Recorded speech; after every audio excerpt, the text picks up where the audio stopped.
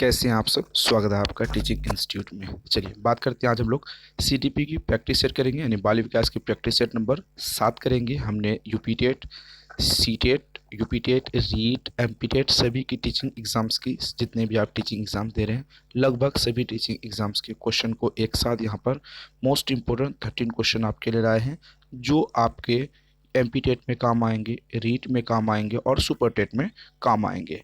हम ऐसे क्वेश्चनों को यहाँ पर इंक्लूड किए हैं जो किसी न किसी प्रीवियस ईयर के एग्जाम्स में क्वेश्चन को पूछा गया है। हम पार्ट 7 करेंगे आज के प्रैक्टिस सेट का दोस्तों। इससे पहले हमने प्रैक्टिस सेट 6 कर दिया है। अगर आप पूरी प्रैक्टिस सेट देखना चाहते हैं तो इस वीडियो के डिस्क्रिप्शन बॉक्स में प्लेलिस्ट का लिंक मिल जाएगी, वहाँ पर सभी आप देख सकते हैं। सीटीपी की अगर हम बात करें तो सीटीपी की lecture class and practice set आपकी चल रही है। ईवीएस की lecture class and practice set आपकी चल रही है। मैथ्स की lecture class and practice set आपको सभी की टाइम टू टाइम, हिंदी की, इंग्लिश सभी की टाइम टू टाइम आपको मिल रही है। तो चलिए आज हम 30 क्वेश्चन करेंगे, जिसमें से मिनिमम 25 आपको यहाँ पर बताने हैं। अगर आप 25 करते हैं तो आपके एग्ज़ाम्स की जो पैटर्न है लगभग आप मुझे लगेगा आपको कि आप अपने एग्ज़ाम्स के पैटर्न को समझ चुके हैं, किस लेवल के क्वेश्चन आएंगे उसको आप समझ चुके हैं। आप एग्ज़ाम्स में 100% क्वालिफाइड यहाँ पर करेंगे, ये अगर आप 30 में से 25 कर लेते हैं तो। अगर आप कम टाइम में एग्ज़ाम्स की तैयारी पूरी करना चाहते हैं तो आपको कंप्लीट नोट्स ले लेनी चाहिए। 7634993536 इस नंबर पर आप व्हाट्सअप करेंगे तो आपको कंप्लीट नोट्स मिल जाएगी। कंप्लीट नोट्स लेने के लिए आपको व्हाट्सअप करने होंगे। चलिए पहली क्वेश्चन की तरफ बढ़ते हैं। अधिगम का शिक्षा में योगदान क्या है। जो आप लर्निंग करते हैं, जो आप सीखते हैं, अधिगम का मतलब होता है आपको सीखना। सीखना शिक्षा में क्या योगदान है, ये सवाल आपसे पूछा है। व्यवहार का परिवर्तन, नवीन अनुभव प्राप्त करने में, समायोजन में, उपयुक्त सभी में। सीजी टेट पेपर फर्स्ट 2014 में क्वेश्चन पूछा गया है। यानी 30 क्वेश्चन जो हम यहाँ पर करेंगे वो किसी न किसी एग्जाम्स में आपके पूछे गए हैं और आने वाले एग्जाम्स में पूछे जाएंगे। इतने क्वेश्चन का लेवल इतना बेहतर रखा गया है। तो चलिए इसका राइट आंसर बताइए। अधिगम जब आप करते हैं, लर्निंग जो आपकी होती है, लर्निंग यानी सीखते हैं, जो आप सीख रहे हैं उसका शिक्षा में क्या योगदान है। सबसे पहले तो आपको इस क्वेश्चन का, जो पहले हम लेक्चर क्लास जो पढ़ाए थे वहाँ पर भी इसको हम डिस्कस करके रखे थे, और जहाँ पर अभी आप इस क्वेश्चन को देख रहे हैं प्रैक्टिस सेट में पहले भी ये क्वेश्चन आपको हम करवा चुके हैं। चलिए इसका राइट आंसर बताइए, क्या होगा इसका राइट आंसर। चलिए option number D right answer होगा। यहाँ पर क्या हो जाएगा, ऑप्शन नंबर डी। अधिगम का शिक्षा में योगदान, व्यवहार में परिवर्तन होगा, नवीन अनुभव प्राप्त करने में होगी, समायोजन करने में होगी, उपयुक्त सभी में होगी। ऑप्शन नंबर ए, बी, सी यहाँ पर तीनों सही हो जाएंगे। Right answer option number D हो जाएंगे, उपयुक्त डी। आपको option number D right answer यहाँ पर होंगे। चलिए आगे क्वेश्चन की तरफ हम लोग बढ़ते हैं। निम्नलिखित में से कौन सी मूल्यांकन की परिविधि है। निम्नलिखित में से कौन सी मूल्यांकन की परिविधि है, ये सवाल आपसे पूछा है। तो यहाँ पर मूल्यांकन की परिविधि क्या है, आपके ऑप्शंस हैं प्रश्नावली, साक्षात्कार, मत, सूची, ये सभी। सीजी टेट 2014 में ये क्वेश्चन पूछा गया था। इसका राइट आंसर आपको यहाँ पर बताने हैं, क्या राइट आंसर होंगे। चलिए option number A, B, C, D आपके सामने ऑप्शंस हैं। आपके हिसाब से क्या राइट आंसर होंगे, ये सवाल आपसे पूछा गया तो इसका राइट आंसर आपको बतानी है। अगर हम यहाँ पर बात करें कौन सी विधि मूल्यांकन की परिविधि थी, प्रश्न उत्तर एक परिविधि विधि है। साक्षात्कार जो आपको इंटरव्यूज होते हैं वो भी एक परिविधि के अंतर्गत, मूल्यांकन की परिविधि के अंतर्गत आते हैं। मत सूची यानी आपको जो विचार वाली लिस्ट होती है वो। तो ऑप्शन ए, बी, सी तीनों सही होंगे, तो इस हिसाब से आपके राइट आंसर ऑप्शन नंबर यहाँ पर डी राइट आंसर हो जाएंगे। चलिए आगे की तरफ हम लोग बढ़, आगे क्वेश्चन देखते हैं। क्वेश्चन आगे कहता है निम्नलिखित में से कौन सा कथन सतत एवं व्यापक मूल्यांकन के लिए सही नहीं है, यानी नेगेटिव टाइप के क्वेश्चन है। इस हिसाब से इसमें 3 ऑप्शन आपके सही हो जाने हैं और एक ऑप्शन आपके गलत होने हैं, और उस गलत वाले ऑप्शन को आपको सही करने हैं। तो चलिए इसका देखते हैं। ऑप्शन ए है, यह एक विद्यालय आधारित मूल्यांकन है। यह विद्यालयों में तनाव को कम करता है। इसमें नंबर के स्थान पर ग्रेड का प्रयोग होता है। इससे शिक्षक पर बोझ बढ़ता है। ये क्वेश्चन आपको पूछा गया था हरियाणा टीचिंग एग्जाम्स में फरवरी 2014 में। हमने आपको कहा कि हम ऐसे क्वेश्चनों को यहाँ पर संग्रह लाए हैं जो सभी क्वेश्चन अपने आप में किसी न किसी एग्जाम्स में होके आए हैं, यानी हर क्वेश्चन बेस्ट ऑफ बेस्ट की कैटेगरी में यहाँ पर रखे गए हैं, क्योंकि ऐसे क्वेश्चन जो इतने वैल्यूएबल क्वेश्चन हैं जो पहले भी किसी एग्जाम्स में पूछे गए हैं और आने वाले किसी एग्जाम्स में पूछे जाएंगे। तो चलिए इसका राइट आंसर आपको बताने हैं, क्या राइट आंसर होंगे। सतत एवं व्यापक मूल्यांकन में कौन सही नहीं है ये ढूंढना। तो मतलब सबसे पहले हम लोग 3 ऑप्शन जो सही होंगे इन 3 ऑप्शन को ढूंढ लेते हैं। यह एक विद्यालय आधारित मूल्यांकन है, सही है, क्योंकि सतत एवं व्यापक मूल्यांकन विद्यालय में होती है, विद्यालय के बाहर इनको नहीं होती। पहला। अगर ऑप्शन बी देखते हैं, यह विद्यार्थियों को तनाव को कम करता है। हाँ, सतत एवं व्यापक मूल्यांकन क्या करती है, विद्यार्थियों के तनाव को कम करती है, ये भी सही है। आगे देखते हैं, इसमें नंबरों के स्थान पर ग्रेड का इस्तेमाल होता है, क्योंकि अगर नंबरों का इस्तेमाल होता तो वहाँ पर वो बच्चे फेल होते हैं, और यहाँ पर ग्रेड का इस्तेमाल होता, grade A B C D E F जो ईटीसी करके दिया गया है, यानी यहाँ पर सतत और व्यापक मूल्यांकन में सभी बच्चे पास होते हैं और किसी बच्चों को इसमें फेल नहीं किया जाता। और इसमें जो नंबर के स्थान पे कितने कितने किसके कितने परसेंटेज हुए हैं वो परसेंटेज नहीं होती, 60%, 90%, 80%। यहाँ पर विद्यार्थियों को ग्रेड दी जाती है। तो ऑप्शन यहाँ पर आप देख रहे होंगे, ऑप्शन ए बी सी तीनों सही है। तो गलत होगा, ये विद्यार्थियों को बोझ कम करता है, ये बिल्कुल गलत होगा, और गलत वाले को हम टिक करते हैं क्योंकि नेगेटिव टाइप के क्वेश्चन यहाँ पर आपसे पूछे गए हैं। चलिए आगे की ओर हम लोग बढ़ते हैं। सीखने के लिए आकलन है, अभिप्रेरणा को बढ़ावा देता है, अलग करने और रैंक देने में प्रयोजन के लिए किया जाता है। ऑप्शन सी देखते हैं हम लोग, ग्रेड को पूरी तरह से महत्व देने पर बल देता है, विशिष्ट होता है और अपने आप की गई आकलन गतिविधि है। ये क्वेश्चन सीटेट में पूछा गया है। हमने सीटेट के क्वेश्चन को यहाँ पर इसलिए इंक्लूड किया गया है कि सीटेट में पेडागोजी बेस्ड क्वेश्चन होते हैं, और उसी पेडागोजी क्वेश्चन को बेस बनाकर एमपीटेट एग्जाम्स में आपके क्वेश्चन आते हैं। दोनों का जो कंटेंट होता है वो लगभग सेम होते हैं, इसीलिए हमने यहाँ पर सीटेट के क्वेश्चनों को इंक्लूड किया है। तो चलिए इसका राइट आंसर आप बताइए, आपके हिसाब से राइट आंसर क्या होगा।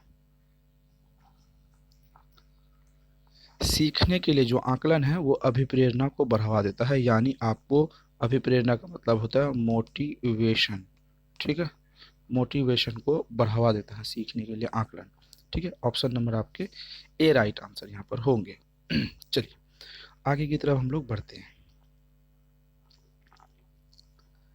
क्वेश्चन कहता है ग्रेड अंकों से कैसे अलग है। यहाँ पर पूछा है ग्रेड और अंक दोनों अलग कैसे हैं, इस संबंध में आपसे सवाल पूछा है।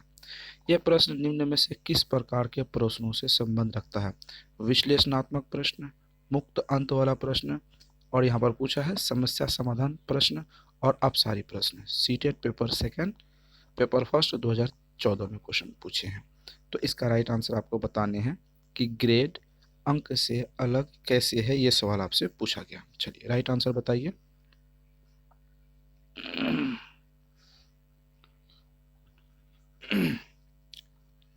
चलिए अगर हम यहाँ पर बात करें तो अंक की बारे में बात करें तो यहाँ पर परसेंटेज की बात होती है, ठीक है। अंक में अगर हम बात करें तो 60% होती है, 90% होती है, ये अंक की बात होती है। किसको कितने मार्क्स मिले ये परसेंटेज के आधार पे अलग हम कर सकते हैं। अगर हम यहाँ पर बात करें कि ग्रेड के बारे में, ग्रेड में ए दे दी जाती है, बी सी डी, यानी फर्स्ट सेकंड थर्ड। अगर देखें हम अंक के हिसाब से तो फर्स्ट सेकंड थर्ड ये 3 ही रूल आते हैं, लेकिन ऐसा यहाँ पर नहीं है। डी के बाद ई भी होता है, ई के बाद एफ भी होता है, एफ के बाद जी भी होती है। यहाँ पर अंक और जो ग्रेड होती हैं उनमें विश्लेषणात्मक फ़र्क होते हैं। क्या होते हैं? ऑप्शन नंबर ए विश्लेषणात्मक फ़र्क होते हैं। ऑप्शन नंबर ए राइट आंसर होंगे। आगे बात करते हैं अधिगम में आकलन किस लिए आवश्यक होता है। अधिगम में यानी कि लर्निंग की यहाँ पर बात की गई है, लर्निंग में आकलन असेसमेंट जो होती है वो आवश्यक क्यों है, ये सवाल आपसे पूछा है। ग्रेड एवं अंकों के लिए, जांच परीक्षण के लिए, प्रेरणा के लिए, पृथक्करण और श्रेणीकरण के उद्देश्यों को प्रोत्साहन करने के लिए। ये क्वेश्चन आपको सुपर टेट में क्वेश्चन पूछा गया, तो याद रखेंगे आप, सुपर टेट के लिए क्वेश्चन इसी बेस पे आते हैं। चलिए इस क्वेश्चन का राइट आंसर आपको बताने हैं, क्या राइट आंसर होंगे।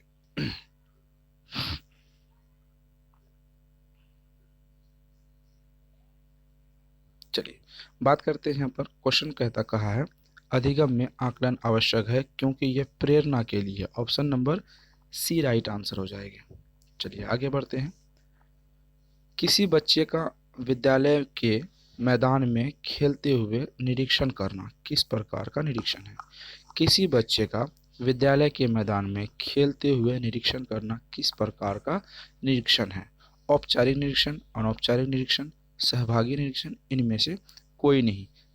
हरियाणा टीचिंग एग्जाम्स में पूछा है, पेपर सेकंड 2015 में। अगर आप हरियाणा टीचिंग एग्जाम्स की क्वेश्चन पैटर्न को लें और रीट की पैटर्न को लें, लगभग दोनों के जो पैटर्न होते हैं सेम टू सेम के अकॉर्डिंग आते हैं, तो इसीलिए इस लेवल के क्वेश्चन को भी यहाँ पर लिया गया है। तो इसका राइट आंसर बताइए, क्या राइट आंसर होंगे। देखिए खेल के मैदान की यहाँ पर बात की गई है, ना कि क्लासरूम की। खेल के मैदान में कुछ रूल्स फॉलो की जाती हैं, कुछ रूल्स को फॉलो वहाँ पर नहीं भी होती है। तो यहाँ पर रूल्स फॉलो कम हो, वो अनौपचारिक होगी, यानी इनफॉर्मल के रूप में होगी, फॉर्मल के रूप में बिल्कुल भी नहीं होगी। Option number B right answer होंगे। आगे क्वेश्चनों की तरफ हम लोग बढ़ते हैं। आगे क्वेश्चन यहाँ पर कहता है निम्नलिखित में से कौन सा संयुक्त रचनात्मक आकलन कार्य नहीं है। सवाल पूछा है संयुक्त रचनात्मक आकलन कार्य नहीं है। खुले अंत वाला प्रश्न, परियोजना, अवलोकन, विद्यार्थियों का योग्यता क्रम निर्धारित करना। यूपी टेट पेपर फर्स्ट 2015 में क्वेश्चन पूछा गया।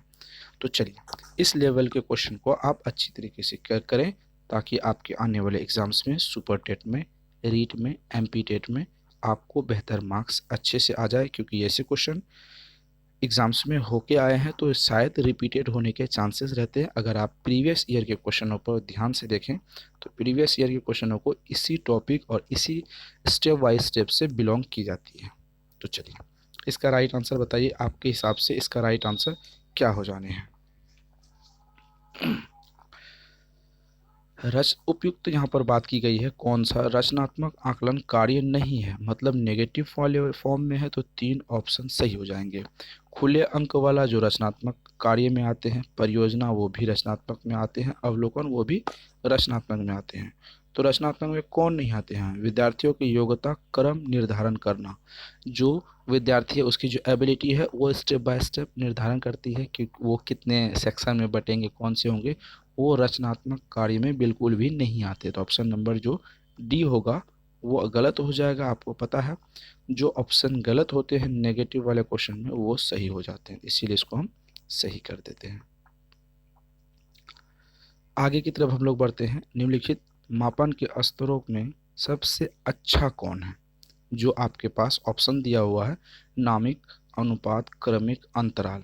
यूपी टेट 2016 में क्वेश्चन पूछा गया है। क्वेश्चन कहता है मापन के स्तरों में सबसे अच्छा कौन है। जो आप मेज़र कर रहे हैं उन मेज़रमेंट में सबसे बेहतर यहाँ पर कौन है, ये सवाल आपसे पूछा है। तो इसका राइट आंसर आप बताइए, क्या राइट आंसर होंगे।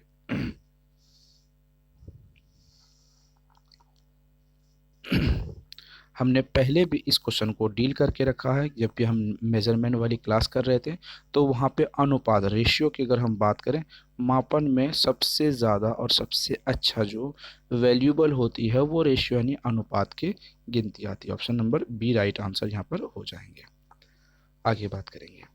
वह मापनी जिसमें अंतराल के समस्त गुणों के साथ परम शून्य भी कहलाती है। ऐसा वह मापनी जिसमें अंतराल समस्त गुण के साथ परम शून्य भी कहलाती है। नामित मापी, क्रम सूचक मापी, अंतराल मापी, अनुपात मापी यूपीटेट 2016 में क्वेश्चन पूछा गया। देखिए क्वेश्चन कितना बेहतर लेवल के क्वेश्चन यहाँ पर आपसे पूछा गया। तो ऐसे क्वेश्चनों को यहाँ पर आप डिटेल में डिस्कस करके हमने पहले भी रखा है, तो आप इस हिसाब से इस क्वेश्चनों को बेहतर तरीके से करें ताकि आपके एग्जाम्स में बेहतर साबित हो सके। पहले हमने पढ़ा पहले वाले क्वेश्चनों को जहाँ शून्य का परम इस्तेमाल नहीं हुआ था, लेकिन यहाँ पे शून्य का इस्तेमाल होगा तो वो भी अनुपातिक ही मापी होगी। ऑप्शन नंबर दोनों का सेम ही आएगा। ठीक है, आगे बात करते हैं। केवल कागज पेंसिल जांचों का आकलन आकलन को सीमित कर देता है। आकलन समस्त को बढ़ावा देता है। समग्र मूल्यांकन को सुविधा प्रदान करता है। निरंतर मूल्यांकन की सुविधा प्रदान करता है। सीटेट पेपर सेकंड 2016 वाली क्वेश्चन को यहाँ पर बात की गई है। अगर हम बात करें इसमें पेडागोजी वाले सेक्शन से, सीटेट में क्वेश्चन है तो पेडागोजी का सेक्शन होगा जो यानी कि आपको एमपीटेट में बेहतर काम आएंगे और यूपीटेट में आपको ये क्वेश्चन बेहतर तरीके से काम आएंगे। अगर हम यहाँ पर बात करें केवल क्वेश्चन ही आपको टैग पॉजिटिव टैग और नेगेटिव टैग की बात करें तो टैग वर्ड के माध्यम से क्वेश्चन ही गलत हो जाते हैं, क्योंकि यहाँ पर क्वेश्चन कहता है केवल केवल का मतलब होता है वो सीमित कर देना, किसी चीज़ को क्या करता है सीमित कर देता है। ये ऑप्शन सही हो जाएंगे, बाकी सब ऑप्शन आपके लिए बेस्ट ऑप्शन होते हैं। तो इस हिसाब से ऑप्शन नंबर ए राइट आंसर हो जाएंगे। ठीक है, चलिए। आकलन जब तक उद्देश्य पूर्ण नहीं हो सकता तब तक उद्देश्य पूर्ण नहीं हो सकता जब तक उसमें भय और चिंता का संचार ना हो। कक्षा 1 और 2, 2 और 3, 2 और 4, 3 और 1 और 3 सीटेट पेपर सेकंड में क्वेश्चन पूछा गया। तो चलिए राइट आंसर आप बताइए, आपके हिसाब से क्या राइट आंसर हो जाएंगे यहाँ पर।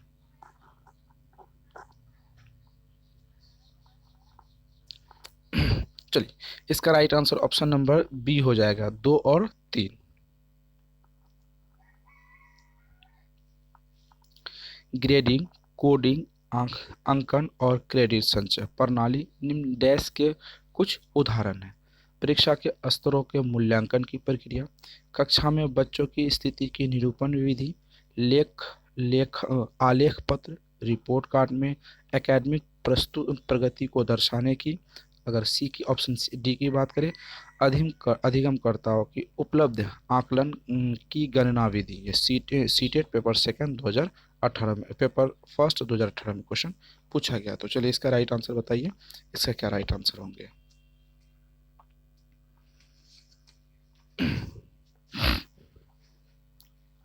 चलिए इसका राइट आंसर ऑप्शन नंबर यहाँ पर आपको डी राइट आंसर हो जाएगा। क्या होगा, option number D right answer हो जाएगा।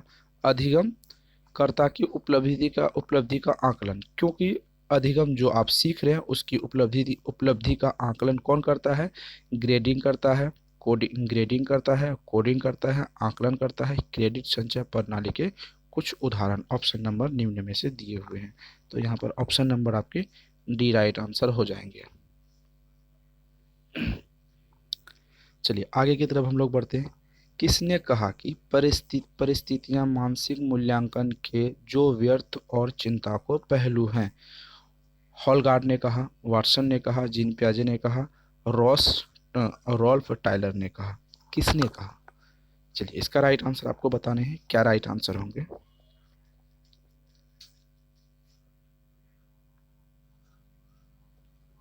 रॉल्फ डब्ल्यू टायलर ने। ऑप्शन नंबर क्या राइट आंसर हो जाएगा यहाँ पर, option number D right answer हो जाएगा। रॉल्फ डब्ल्यू टायलर ने कहा। ठीक है, असेसमेंट एंड इवोल्यूशन के क्षेत्र में महत्वपूर्ण कार्य इन्होंने किया है। याद रखेंगे, अगर आप लेक्चर वीडियो में अगर देखे होंगे तो वहाँ पर आपको बेहतर तरीके से समझ आ गया होगा। चलिए आगे की बात करते हैं, आगे क्वेश्चन की तरफ बढ़ते हैं। क्वेश्चन कहता है सतत और व्यापक मूल्यांकन दर्शाता है शैक्षिक गतिविधि को, शैक्षिक गतिविधि को, विषय को, दोनों शैक्षिक और शैक्षिक क्षेत्र दोनों को, या फिर यहाँ पर आगे बात करेंगे क्वेश्चन ऑप्शन नंबर डी है कल्पनात्मक परीक्षण को। तो क्या राइट आंसर होंगे। चलिए इसके बारे में आप जल्दी बताइए, अपना राइट आंसर क्या होगा आपके हिसाब से। देखिए हमने पहले आपको कहा जहां पर भी सतत और व्यापक मूल्यांकन दर्शाता है, अगर आपको शैक्षिक और शैक्षिक दोनों मिले तो वो राइट आंसर आपको हो जाएंगे। हो जाएंगे, क्योंकि पहले भी हमने इस प्रकार के क्वेश्चन को प्रैक्टिस सेट में किया है और लेक्चर क्लास में हमने डिटेल में बात करके रखा है कि सतत और व्यापक मूल्यांकन दोनों पक्षों के लिए है। सतत और व्यापक शैक्षिक और सहशैक्षिक दोनों क्षेत्रों के लिए महत्वपूर्ण है। चलिए आगे की तरफ हम लोग बढ़ते हैं। पढ़ाकर जब एक अध्यापक कहता है कि माना कि तुम एक तालाब में मछली हो, तुम अपने चारों तरफ क्या देखते हो, तो यह उदाहरण है अवबोध प्रश्न का, बंद अंत वाला प्रश्न का, खुली अंत वाला प्रश्न का, बहु विकल्प वाले प्रश्न का। जब अध्यापक आपको पढ़ा रहा होता है और वह कहता है कि माना कि तुम एक तालाब में मछली हो, इसमें क्या आपको क्या चारों तरफ दिखता है, ये राइट आंसर। ऑप्शन आपके सामने है, राइट आंसर आपको पूछा है। तो चलिए ये क्वेश्चन है आपको खुली अंत वाले प्रश्न का, याद रखेंगे कौन सा है, खुली अंत वाले प्रश्न का। यानी कि बच्चे को आप सबसे पहले उदाहरण के बारे में डिटेल में बारे में समझा रहे हैं और उसके बाद उसके आंसर के बारे में आप उससे पूछ रहे हैं। आगे क्वेश्चन देखते हैं। अपने मूल्य की निष्पक्ष प्रशंसा की अभिवृद्धि एक मानसिक डैश के विचार से पाई जा सकती है। मूल्यांकन के विचार से, व्यवहार के विचार से, माप के विचार से, प्रतिफल के विचार से। तो चलिए इसके बारे में बात करते हैं। इसका राइट आंसर क्या हो जाएगा यहाँ पर आपके बात करेंगे। क्वेश्चन यहाँ पर कहता है आपसे कि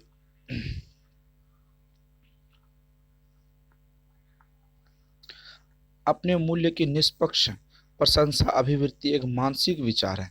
तो ऑप्शन नंबर यहाँ पर सी हो जाएगा।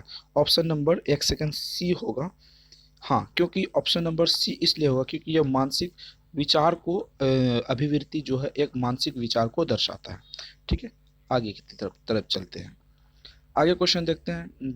यह एक डैश आकलन है जिसमें से एक मापन के लिए अभिप्रेरित है, वैध, अवैध, विश्वसनीय, अविश्वसनीय। याद रखेंगे ये दोनों लीगल है और ये दोनों लीगल के रूप से बाहर है। तो आपके हिसाब से क्या राइट आंसर होगा वो आपको बताने हैं। सबसे पहले ना तो अवैध होगा न ही अविश्वसनीय। अगर यहाँ पर हम बात करें आकलन के बारे में तो यहाँ पर या तो वैध हो सकता है या तो विश्वसनीय हो सकता है। तो अगर हम आकलन की बात करें तो आकलन होती है वैध यानी वैलिड, यहाँ की वैलिड हो जाएगी। ऑप्शन नंबर आपको ए राइट आंसर हो जाएंगे। डैश की उपलब्धि का एक सफल अभ्यास एक वास्तविक परीक्षण है। शिक्षक, प्रधानाध्यापक, अधिगम, मूल्यांकन। डैश जो इसमें फिल करना कि उपलब्धि का एक सफल अभ्यास एक वास्तविक शिक्षण है, क्या हो जाएगी, शिक्षक हो जाएगा, प्रधानाध्यापक हो जाएगा, अधिगम हो जाएगा, मूल्यांकन हो जाएगा। तो इस हिसाब से आपके हिसाब से क्या राइट आंसर होगा। देखिए यहाँ पर अगर हम बात करें कुछ इंपॉर्टेंट चीज़ों के बारे में तो ना तो शिक्षक होगा ना तो प्रधानाध्यापक होगा, ये दोनों आपको कैंसिल हो जाएंगी। तो बचता है आपके पास अधिगम और मूल्यांकन। तो यहाँ पर अधिगम की उपलब्धि का सफल अभ्यास एक वास्तविक परीक्षण है। तो option number C right answer हो जाएगा। अधिगम यानी लर्निंग की यहाँ पर बात हो रही है, सीखने की बारे में यहाँ पर बात हो रही है। चलिए आगे की तरफ बढ़ते हैं। यह खुले तौर पर अवलोकन किया जाता है कि मापन की तुलना में डैश शामिल होता है, सरकार, वातावरण, अधिगम, मूल्यांकन। मापन की तुलना में अवलोकन जो होता है वो क्या शामिल उसमें होती है, सरकार होती है, वातावरण होता है, अधिगम होता है या मूल्यांकन होता है। इसका राइट आंसर आपको यहाँ पर बतानी है। देखिए अगर हम मापन की बात करें तो मापन में सिंपल सी बात आपको मापन में दिख रहा होगा कि सरकार यहाँ पर बिल्कुल भी नहीं होगा, वातावरण भी नहीं होगा, अधिगम मापन में नहीं आता है। मापन की बात अगर करें तो वहाँ पर मूल्यांकन होता है। Option number D right answer हो जाएंगे। चलिए आगे की तरफ हम लोग बढ़ते हैं। यदि उन्हीं क्षेत्रों को वही परिणाम लगाकर प्राप्त होता है तो यह एक डैश आकलन है, वैध, अवैध, विश्वसनीय और अविश्वसनीय। तो पहले भी हमने कहा यहाँ पर भी आपको क्या हो जाएगी, एक वैलिड हो जाएगी, यानी ऑप्शन नंबर ए राइट आंसर हो जाएगी, वैध। चलिए ये क्वेश्चन थोड़े लंबे टाइप के हैं, तो इसको भी डील कर लेंगे। क्या होंगे, आप सबसे पहले क्वेश्चन को बताइए, अगर आपसे क्वेश्चन नहीं होता है तब हम आपको राइट आंसर बताएंगे, उसके हिसाब से आप अपने को कवर करके बताइएगा आप कितने बेहतर कर पाए हैं। चलिए, गणित में अधिगम निर्योग्यता का आकलन निम्न में से किस परीक्षण द्वारा सर्वाधिक उचित तरीके से किया जा सकता है। तो यहाँ पर बात हो रही है गणित के बारे में, ठीक है। अभिक्षमता परीक्षण, निदानात्मक परीक्षण, स्क्रीनिंग परीक्षण, उपलब्धि परीक्षण। क्या होगा राइट आंसर, आपको बताने हैं। चलिए, गणित क्या है, एक प्रॉब्लम सॉल्विंग क्वेश्चन आते हैं, ठीक है। प्रॉब्लम प्रॉब्लम सॉल्विंग टाइप के क्वेश्चन आते हैं, तो जहाँ पर प्रॉब्लम को हम सॉल्व करते हैं तो उसका हम निदान करते हैं, यानी सॉल्यूशन ढूंढते हैं, ठीक है। गणित में हम सॉल्व करते हैं तो उसका निदान ढूंढते हैं, तो निदानात्मक परीक्षण option number B right answer यहाँ पर हो जाएंगे, ठीक है। चलिए आगे की तरफ हम लोग बढ़ते हैं। सतत और व्यापक मूल्यांकन की योजना में व्यापक शब्द के अलावा निम्नलिखित में इसके द्वारा समर्थन किया जाता है। एल एल थ्रस्टन का प्राथमिक मानसिक योग्यता का सिद्धांत, बहुवृद्धि का सिद्धांत, आगे बात करते हैं सूचना परक्रमण का सिद्धांत, जेपी गिलफोर्ड का बुद्धि संरचना सिद्धांत। क्या राइट आंसर होंगे, आपको बताने हैं। सतत और व्यापक मूल्यांकन की योजना में व्यापक शब्द के जो शब्द के अलावा निम्नलिखित में से, व्यापक शब्द के अलावा निम्नलिखित में से इसके द्वारा समर्थन किया गया था, किया जाता है या किया गया था, आपको यहाँ पर बताने हैं। तो चलिए, यहाँ पर राइट आंसर आपको जेपी गिलफोर्ड, पहले भी ये क्वेश्चन एग्जाम्स में पूछे गए हैं और पहले भी हमने आपको बताया था। ऑप्शन नंबर क्या हो जाएगा, ऑप्शन नंबर यहाँ पर राइट आंसर डी हो जाएगा। व्यापक शब्द का जो इस्तेमाल होता है वो जेपी गिलफोर्ड के द्वारा होता है, ठीक है। वह मूल्यांकन जो शिक्षण या अनुदेशन के पूर्व किया जाता है कौन सा कहलाता है। निर्माणात्मक मूल्यांकन, संचयी मूल्यांकन, आरंभिक मूल्यांकन, वैकल्पिक मूल्यांकन। यहाँ पर सवाल पूछा, वह मूल्यांकन जो शिक्षण या अनुदेशन के पूर्व किया जाता है। शिक्षण यानी एजुकेशन सिस्टम, एजुकेशन शुरू से पहले की जाती है या फिर अनुदेशन के पूर्व किया जाता है, वो कहलाता है, क्या कहलाएगा वो आपको यहाँ पर बताना है। तो सिंपल सी बात, जो पहले की बात होगी वो आरंभिक कहलाएगी ना, option number C right answer हो जाएगा, आरंभिक कहलाएगी। चलिए, अधिगम के लिए आकलन में निम्नलिखित में से डैश के अलावा सभी को ध्यान में रखा जाता है। छात्रों की अधिगम शैली, छात्रों की शक्ति, छात्रों का समझ स्तर, छात्रों के मूल्यांकन की उपलब्धियां। ये एचएस टेट 2019 में क्वेश्चन पूछा गया था। राइट आंसर बताएंगे आपको, क्या राइट आंसर होना, आप राइट आंसर बताइए सबसे पहले। चलिए, इसका राइट आंसर क्या हो जाने है। चलिए, इसका राइट आंसर अगर हम बात करें, इसका right answer option number D हो जाएगा, छात्रों के मूल्यांकन की उपलब्धि, option number D right answer हो गया। सीसीई का आरंभ किया जाता है एक वर्ष में 4 बार, वर्ष भर में समय समय पर, वर्ष में 2 बार। कितने सिंपल क्वेश्चन पूछा है। सतत और व्यापक मूल्यांकन जो आरंभ होती है वो कब कब होती है, ये सवाल आपसे पूछा, और हाल फिलहाल में सवाल पूछा, 2019 में सवाल पूछा। तो यानी ऐसे क्वेश्चनों को रिपीट होने के चांसेस 100% के बराबर हैं। तो इस क्वेश्चन का राइट आंसर आपको बताने ही क्या होना है। तो यहाँ पर सीसीई जो होगा वो ऑप्शन नंबर बी हो जाएगा, वर्ष में एक बार होनी चाहिए।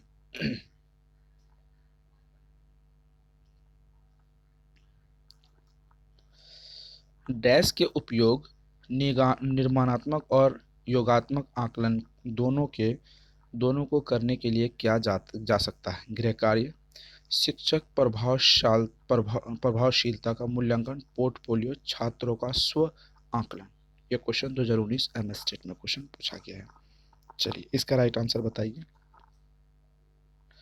यहाँ पर क्वेश्चन आप समझेंगे। क्वेश्चन यहाँ पर कहता है आपसे कि डैश के उपयोग से निर्माणात्मक और योगात्मक आकलन दोनों एक साथ कर सकते हैं। तो वो पोर्टफोलियो ही एक ऐसा है जो दोनों एक साथ हो सकते हैं, वरना बिल्कुल भी संभव यहाँ पर नहीं दिख रहा है। तो ऑप्शन नंबर आपको सी राइट टिक कर देने हैं। आगे क्वेश्चन की तरफ हम लोग बढ़ते हैं। बेंचमार्क आकलन को यह भी कहा जाता है योगात्मक आकलन, निदानात्मक आकलन, आंतरिक आकलन, निर्माणात्मक आकलन। बेंचमार्क आकलन को यह भी कहा जाता है योगात्मक, निदानात्मक, आंतरिक और निर्माणात्मक। एमएसटेट 26 फरवरी 2019 को शिफ्ट फर्स्ट में क्वेश्चन पूछा गया है। चलिए इसका राइट आंसर बताइए। तो यहाँ पर अगर बात करें बेंचमार्क आकलन जो होगा वो आंतरिक होगा, वो यानी कि लास्ट वाले आकलन की यहाँ पर बात की जा रही है। ठीक है, चलिए आगे की तरफ बढ़ते हैं। राउंड रोबिन चार्ट के रूप में प्रयुक्त किए जाते हैं योगात्मक आकलन, निदानात्मक आकलन, आंतरिक आकलन, रचनात्मक आकलन। 2019 एमएसटेट 24 फरवरी 2019 सेकंड शिफ्ट में 2019 में सेकंड शिफ्ट में क्वेश्चन पूछा गया है। क्वेश्चन कहता है राउंड रोबिन चार्ट के रूप में प्रयुक्त किया जाता है। यहाँ पर प्रयुक्त जो किया जाता है ऑप्शन नंबर आपको दिख रहा होगा, ऑप्शन नंबर डी, यहाँ पर रचनात्मक आकलन, option number D right answer हो जाएंगे। जब रोस्टर के अंत में परीक्षण दिए जाते हैं तो इनसे माना जाता है सारांशिक आकलन, नैदानिक आकलन, आंतरिक आकलन, रचनात्मक आकलन। एमएसटेट 28 फरवरी 2019 को यह क्वेश्चन पूछा है, तो इसका राइट आंसर बताइए। जब सेमेस्टर के अंत में परीक्षण दिए जाते हैं तो इसे कहा जाता है, क्या माना जाता है, ये सवाल आपसे पूछा गया है। तो राइट आंसर हो जाएगा ऑप्शन नंबर ए, सारांशिक आकलन। ऑप्शन नंबर ए राइट आंसर हो जाएंगे। तो चलिए आज हमने मोस्ट इंपोर्टेंट 30 क्वेश्चन को यहाँ पर कवर किया। आपको यहाँ पर 30 क्वेश्चन में मिनिमम 25 क्वेश्चन को लगाने हैं ताकि आपको ये लगे कि आप 25 क्वेश्चन कर पाए हैं। तो आप किसी भी एग्जाम्स के पैटर्न और बेस क्वेश्चन को समझ चुके हैं। इस हिसाब से आपके 100% एग्ज़ाम क्वालिफाइड ही नहीं, बेहतर रैंक भी आने के चांसेस हैं। अगर आप किसी भी एग्ज़ाम्स को बेहतर तरीके से पास करना चाहते हैं, यानी कि आपके सुपर टेट के यहाँ पर तैयार हो चुकी है नोट्स, उसके बाद अगर एमपी टेट की हम यहाँ पर बात करें तो एमपी टेट की भी नोट्स तैयार हो चुकी है, रीट की नए सिलेबस के अकॉर्डिंग तैयार हो चुकी है। हालांकि एमपी टेट का लास्ट टाइम है, अगर नोट्स लेना चाहते हैं 7634993536 नंबर पर आप व्हाट्सअप करके कंप्लीट नोट्स ले सकते हैं। तो टीचिंग इंस्टीट्यूट को सब्सक्राइब करके बेल आइकन पर प्रेस कीजिए, वीडियो को लाइक एंड शेयर जरूर कीजिए। फिर मिलते हैं अगले वीडियो में।